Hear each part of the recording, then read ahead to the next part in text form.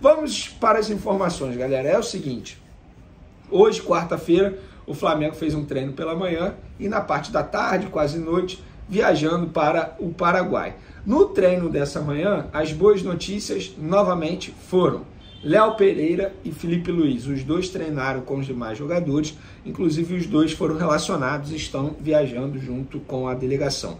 O Gabigol também está relacionado e o Gabigol também viajou com a delegação do Flamengo. Porém, entretanto, todavia, o Gabigol não treinou na parte integral com os demais jogadores nessa quarta-feira por conta de um incômodo. É tudo que eu sei. E só para dar os créditos, quem deu primeiro essa informação que o Gabigol não treinou foi meu parceiro Léo Pinheiro, da Rádio Transamérica. E eu confirmei a informação de que, de fato, o Gabigol não participou da atividade. A pessoa que me confirmou falou: Vene, a gente não sabe o que foi exatamente, sei que ele ficou no DM fazendo tratamento, no departamento médico fazendo tratamento, viajou normalmente com a delegação. Então, assim, eu não tenho como dizer para vocês aqui, o Gabigol vai ficar fora ou o Gabigol vai para o jogo. Eu prefiro esperar, até porque ainda tem a quinta-feira, a gente sabe que caso ele esteja com alguma dor, algum problema, ele pode fazer tratamento intensivo e, quem sabe, ficar à disposição do São Paulo ou não. Mas vamos aguardar. Mas só confirmando a informação aí, de fato, o Gabigol não participou da atividade por conta de um incômodo. É o que eu sei nesse momento. Não posso dizer para vocês que é um incômodo muscular, que eu estaria sendo leviano. Ou que foi um problema, uma entorse, eu estaria mentindo para vocês. Eu confesso que eu não sei. O que eu sei é que Gabigol não participou da atividade junto com os demais jogadores. Dito isso, lista de relacionados do Flamengo para pegar o Olímpia nessa quinta-feira. Goleiros: Matheus Cunha, Santos e Rossi. Laterais: Wesley, Mateuzinho, Varela, Felipe Luiz e Ayrton Lucas. Zagueiros: Fabrício Bruno, Léo Pereira, Davi Luiz, Rodrigo Caio e Pablo. Meias: Alan, Thiago Maia, Vitor Hugo, Igor Jesus, Gerson, Everton Ribeiro e Arrascaeta. Atacantes: Gabigol, Bruno Henrique, Pedro, Luiz Araújo e Everton Cebolinha. Então essa é a lista de relacionados do Flamengo para pegar o Olímpia nessa quinta-feira. Galera, informação aí sobre Léo Pereira, bastidores, que eu fiquei sabendo, tá? O interesse do Al Nassr, da Arábia Saudita, em Léo Pereira é antigo. O primeiro contato aconteceu no dia 1º de julho. O que aconteceu? Através do empresário André Curi. André Curi, vocês vão se recordar que ele deu uma entrevista a um podcast, confesso para vocês que eu não lembro qual foi o podcast, tá? Para dar os devidos créditos, peço desculpa. André Curi falou, o Al Nassr quer o Arrascaeta. Na época, o que aconteceu? O André Curi ligou para o Flamengo e falou, o Al Nassr quer o Arrascaeta. Aí o Flamengo falou, esquece, só pela multa rescisória. Na ocasião, acho que no dia seguinte, o André Curi liga, vem cá, e o Léo Pereira, vocês fazem? Se chegar por tal valor aqui, a gente faz. Conversa vai, conversa vem, o negócio esfriou. Recentemente, quem trouxe a proposta, quem trouxe o interesse novamente do Al Nassr foi o empresário Carlos Leite, intermediário aí, inclusive intermediário que fez a negociação do Vinícius Souza para um time inglês agora, do Ayrton Lucas, enfim, é um intermediário que tem uma boa ligação com a diretoria do Flamengo, uma boa relação com a diretoria do Flamengo. E ele trouxe essa proposta ao Flamengo pelo zagueiro Léo Pereira. Então, o interesse do Al Nassr em Léo Pereira é antigo. E eu não duvido nada eles aumentarem a proposta, porque a janela de transferência na Arábia Saudita ainda está aberta. Então, torcedor do Flamengo, Vinícius, está querendo dizer que o Léo Pereira pode sair. Não é isso. Eu estou querendo dizer que o Al Nassr ainda não desistiu do Léo Pereira e pode aumentar a proposta a qualquer momento.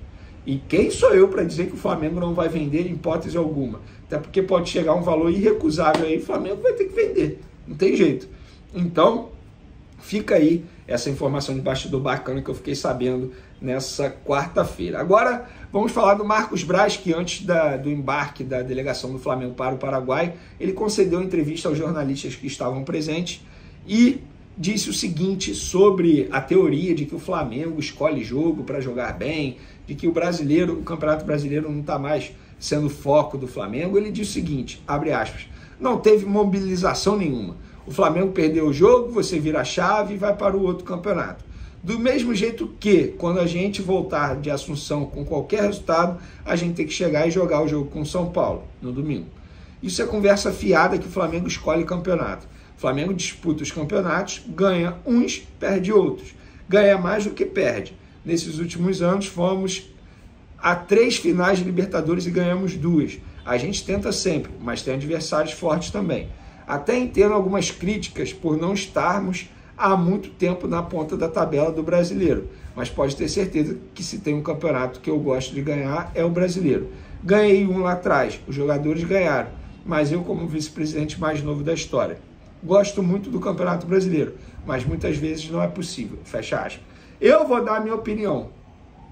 Repito, é leviano, da minha parte pelo menos, eu chegar e falar aqui que os jogadores escolhem jogo para jogar bem. Mas a gente precisa fazer uma análise das últimas partidas do Flamengo. No Campeonato Brasileiro, a postura do Flamengo é uma, e no jogo de Copas, Copa do Brasil e Libertadores, a postura é totalmente diferente. Então, é algo que precisa ser cobrado. A diretoria, no caso Marcos Braz, como vice-presidente de futebol do Flamengo, Bruno Spindel como diretor executivo, os gerentes que estão ali precisam cobrar dos jogadores e também do Sampaoli um desempenho melhor no Campeonato Brasileiro. Eu não acho justo o Flamengo perder da forma que perdeu para o Cuiabá. Poxa, Veni, o Flamengo não pode perder para o Cuiabá? Claro que pode. Para mim não me surpreendeu não, eu falei isso inclusive. Quem me acompanha sabe disso. O Cuiabá vem de bons jogos, em 6 jogos, 5 vitórias e 1 empate. O problema é como perdeu para o Cuiabá, não mostrando nenhuma vontade de vencer o duelo. Esse é o grande problema. Mas, volto a dizer, eu não vou ser leviano de cravar que os jogadores escolhem partida para jogar bem e para jogar mal. Agora, o próprio Sampaoli disse após a partida contra o Cuiabá, o Flamengo precisa competir também no Campeonato Brasileiro. E não está competindo. Quando a gente diz competir, é render. É render. Ou ao menos dar uma dificuldade ao adversário. Enquanto o Cuiabá não teve dificuldade. Todo mundo foi mal. O Luiz Araújo foi o que demonstrou mais vontade. O Pedro, que sempre reclama de falta de oportunidade quando teve, nada fez. Mas agora o Flamengo tem o Olímpia pela frente. Eu espero que o Flamengo consiga essa classificação. E aí a gente vai ter um Fla-Flu na próxima fase da Libertadores. Bora falar agora sobre uma grana que o Manchester City pode enviar para o Flamengo. E ela diz respeito a Lucas Paquetá. Não é mais jogador do Flamengo, você sabe, mas como clube formador, o Flamengo vai ficar com um pequeno percentual de um negócio que pode acontecer nos próximos dias. O Manchester City fez uma oferta de 70 milhões de libras ou 437 milhões de reais ao West Ham para comprar o atleta. Guardiola colocou na cabeça que o Paquetá é o substituto natural para o Gundogan. E essa oferta de 70 milhões de libras já foi recusada pelo West Ham. O time inglês quer mais para negociar o Paquetá com um dos principais rivais do futebol inglês. Quem se beneficia com essa história é o Flamengo, que tem 4% de qualquer negociação envolvendo o Lucas Paquetá pelo mecanismo de solidariedade, que é aquela regra criada pela FIFA para beneficiar os clubes formadores. Se o negócio fosse fechado hoje por esses 437 milhões de reais, sobrariam ao Flamengo 17 milhões e meio de reais. Como o West Ham já disse não, e o Manchester City prometeu uma nova oferta, como revelou o pessoal do GE, dá para imaginar o Flamengo faturando ainda mais do que os 17 milhões e meio de reais, caso o negócio seja confirmado. O Flamengo vive dias de turbulência antes do duelo decisivo contra o Olímpia, nesta quinta-feira no Paraguai, pelo duelo de volta das oitavas de final da Libertadores. Na ida, o Fla venceu por 1-0 e vai com vantagem. No entanto, a agressão sofrida por Pedro e a derrota de 3-0 para o Cuiabá colocaram mais pressão. A delegação rubro-negra chegou ao Paraguai nesta quarta e o vice-presidente do futebol do Flamengo, Marcos Braz, falou sobre alguns assuntos. Dentre eles, uma possível chegada do meio-atacante De La Cruz, atualmente no River Plate. Os argentinos foram eliminados da Libertadores, o que cresceu a esperança da vinda do jogador. No entanto, Braz descartou a negociação. Abre aspas. Não procede. Nem conversei com o Bruno Spindel sobre esse assunto. O resultado adverso do River foi ontem à noite. Vou conversar com o Bruno aqui, mas é muito pouco provável. Até porque o jogador não pode jogar mais na Libertadores. Não tem sentido nenhum, fecha aspas. Disse Braz, colocando um ponto final na possibilidade de De La Cruz atuar no Mengão.